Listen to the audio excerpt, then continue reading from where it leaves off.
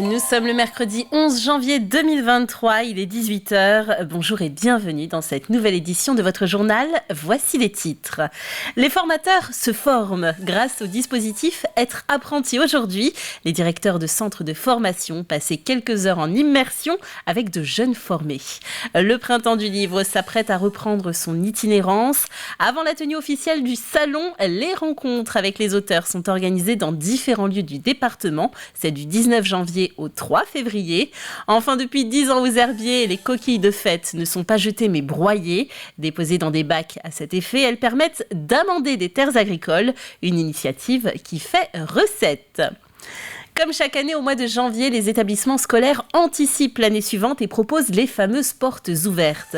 Mais savoir bien orienter, ça ne s'improvise pas. La Fédération nationale des directeurs de centres de formation en apprentissage organisait hier la 5e édition de ces journées de formation Être apprenti aujourd'hui. Quelques heures d'immersion destinées non pas aux futurs formés, mais à leurs formateurs. Le reportage d'Alexandre Lenaour. Aujourd'hui, ce ne sont pas les apprentis qui se forment, mais plutôt ceux qui les encadrent quotidiennement. Ils sont enseignants, conseillers d'orientation ou de mission locale, un public au contact des apprentis et futurs apprentis dans le BTP. C'est de faire découvrir à ce public-là qu'est-ce que l'apprentissage, d'échanger, de voir la réalité de chantier, d'échanger avec des professionnels qui accueillent eux-mêmes des alternants, voir la réalité de la vie réelle d'un apprenti sur un chantier, voir ce qu'il vit au quotidien, voir ses attentes qu'il vient chercher au travers de l'apprentissage. Tu fais les choses là. Là, tu sais par où tu vas passer, tu sais comment tu vas te... Si, il y a un plan, c'est mon chef, il m'a expliqué comment faire. D'accord. Et du coup, là, j'ai posé mes... Étudiant au BTP-CF à Vendée, Alimou Diallo travaille depuis septembre sur ce chantier du centre hospitalier départemental. Après des débuts en boulangerie, il est devenu plombier chauffagiste. Une reconversion réussie pour celui qui a déjà été élu 2 fois meilleur apprenti de France. Première chose, il faut aimer, il faut se lancer aussi. Plus je suis apprenti, plus j'ai découvert mon métier, quoi. Et par exemple, j'aime bien apprendre. Ça, c'est l'une de mes qualités et j'aime bien écouter. Et pour l'instant, j'ai envie d'être apprenti et continuer mes études. C'est assez... faut arriver à comprendre. Et logiquement, un jeune qui sort de BP, si je peux me permettre, il voit ce plan-là. Logiquement, après 5 ans, on est d'accord. Questions logistiques, pratiques et relationnelles, et les corps de métier concernés sur ces chantiers sont nombreux.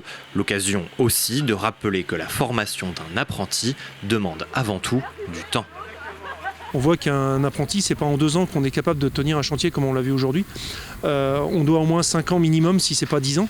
L'avantage, c'est qu'aujourd'hui, avec le 3CA BTP, on a quand même des CAP, des BP, des bacs et aujourd'hui des BTS. Donc quand même, on a un cursus qui peut aller jusqu'à 10 ans. À La Roche-sur-Yon, le BTP-CF à Vendée compte cette année 1650 jeunes en alternance, un chiffre dont la tendance est à la hausse depuis plusieurs années. Ce mercredi 11 novembre, c'est le coup d'envoi officiel des soldes d'hiver. Pendant 4 semaines jusqu'au 7 février, les rabais et bonnes affaires sont à débusquer en magasin, à moins que le contexte morose ne freine les achats plaisir. Alors ces soldes, les attendiez-vous? Prévoyez-vous de craquer? Cyril Guillet est allé vous poser la question dans les rues de Fontenay-le-Comte. J'y vais ce week-end. Je pense que c'est une très bonne affaire pour tout le monde. Non, c'est souvent la folie dans les magasins, un peu le bazar, donc je suis plutôt à la recherche vraiment des bons prix sur Internet, les ventes privées et voire même de l'occasion. Vous mettez un budget moyen? Non. 300 €. Budget non, mais je vais voir ce qui me plaît. Non, je prévois pas de budget, c'est plutôt au coup de cœur. Pour acheter quel type de choses? Des vêtements et des chaussures. Des bottes par exemple, des choses qui sont avec un budget plus important. Puis disons que ça permet de privilégier la qualité et je trouve que c'est important. En sport, le haut niveau du cyclisme vendéen était mis en avant ce mardi au Vent d'Espace. Une soirée au cours de laquelle Total Energy a présenté son équipe 2023 autour des 3 éléments que sont le centre régional d'entraînement et formation, basé à La Roche-sur-Yon, le Vendée U et Total Energy. L'occasion aussi de fixer les objectifs professionnels de cette nouvelle année, comme nous l'explique Jean-René Bernaudot. Les objectifs, c'est de ne pas avoir de regrets, de bien travailler, qu'il y ait une vraie honnêteté entre les coureurs. Et tout ça, c'est la recette du succès. Comme un grand cuisinier qui fait un bon plat, il faut que ces ingrédients soient réunis. Donc de l'honnêteté, du travail, la concentration. Donc le pôle performance est développé. Donc tous les ingrédients sont réunis pour que on fasse des victoires, donc lesquelles, de préférence n'importe lesquelles, puisque chez les professionnels c'est très difficile de gagner.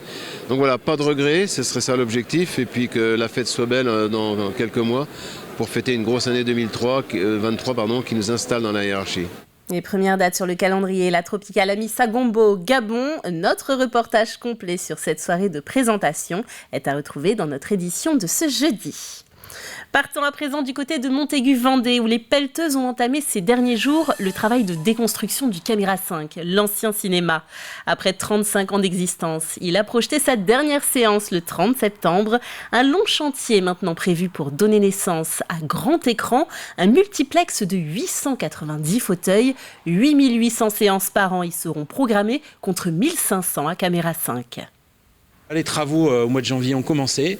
On va démolir notre ancien cinéma Caméra 5 et à la place de ce cinéma, on va faire un nouveau cinéma grand écran avec 6 salles qui va permettre d'avoir une offre vraiment diversifiée pour Montaigu-Vendée et Terre de Montaigu, une offre cinématographique de qualité. Alors ça va durer quelques mois, les travaux de démolition, et puis ensuite on va livrer le terrain à la société Grand Écran qui va commencer, je pense, avant l'été, les travaux pour que le cinéma soit ouvert dans un an et demi, quoi. Le printemps du livre de Montaigu se tiendra cette année les 24, 25 et 26 mars. Mais d'ici là, il se balade. Oui, c'est bien le nom de l'opération. À partir de la semaine prochaine et jusqu'au 1er février, les auteurs sont en vadrouille à la Bernardière, Saint-Philbert-de-Bouenne, Montrévert ou encore Montaigu-Vendée ou la Bruffière. L'occasion de rencontres et de temps d'échanges. Les habitants du territoire souhaitent aussi, ont cette envie que la culture vienne jusque chez eux, la culture, je dirais, de proximité, par-delà, par les bibliothèques ou les médiathèques de nos communes. Et donc c'est une exportation en avant-première, on va dire, du printemps du livre. Puisque c'est en lien avec la Nuit de la lecture, qui est un événement national, on s'est adapté à cet événement dont le thème est la peur. L'inscription est vivement conseillée, aussi bien pour les rencontres en petits comités littéraires que pour le spectacle et les ateliers de dessin et d'écriture jeunesse. Toutes les informations sont à retrouver sur le site de Terre de Montaigu. Aux herbiers, plus que quelques heures pour déposer vos coquilles de fête. Depuis 10 ans et à l'image des espaces de récupération des sapins de Noël, le Pays des Herbiers propose aux habitants de ces 8 communes de déposer dans des bennes précises toutes les coquilles d'huîtres, de Saint-Jacques ou encore de bigorneau.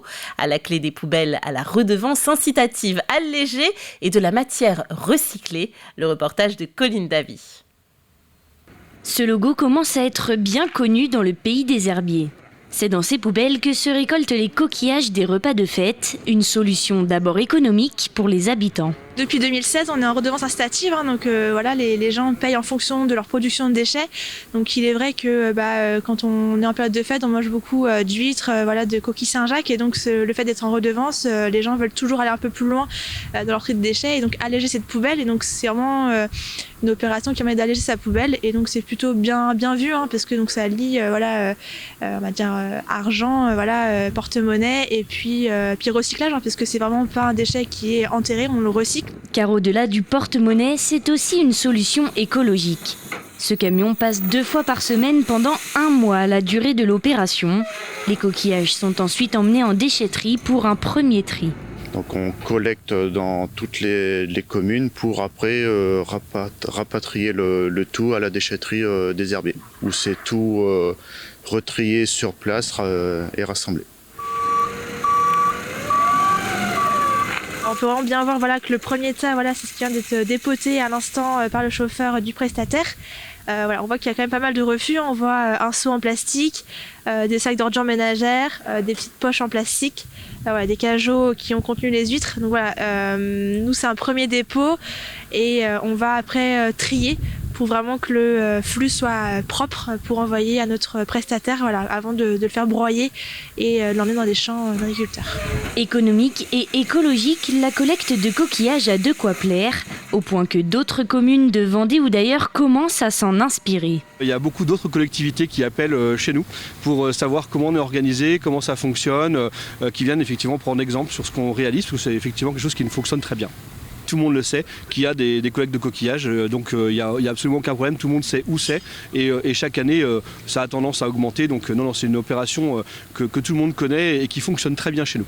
Une réussite prouvée par les chiffres. L'an dernier, 17 tonnes de coquillages ont été ramassées. Ce devrait être à peu près la même quantité cette année.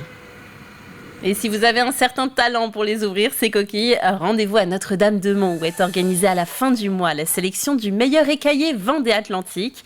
8 concours régionaux sont ainsi organisés partout en France. Les 2 premiers sélectionnés iront en finale au Salon de l'Agriculture fin février. Un concours ouvert aux professionnels comme aux amateurs. Au-delà du savoir technique, c'est surtout aussi la mise en avant des produits, du travail des professionnels. Donc c'est le Comité national de la conchyliculture qui organise et qui est à l'origine du championnat de France des écaillés. Donc c'est grâce à eux qu'on peut bourlinguer comme ça sur tout le pays pour aller chercher le meilleur écaillé de France 2022. Voilà, et rendez-vous donc dimanche 29 janvier au restaurant L'Estran de Notre-Dame-de-Mont pour participer ou assister à la sélection. Un concours en présence du champion du monde écaillé d'ailleurs. L'occasion d'admirer sa technique et de prendre des notes pour l'an prochain. Les fruits de mer ouverts ce jour-là seront ensuite vendus au profit de la SNSM. Il est temps de refermer ce journal. Merci de l'avoir suivi avec nous. Il est à retrouver bien sûr en intégralité sur notre site internet tvvendée.fr. Retour de l'actualité demain dès 7h avec Caroline Tronche. Belle soirée sur TV Vendée.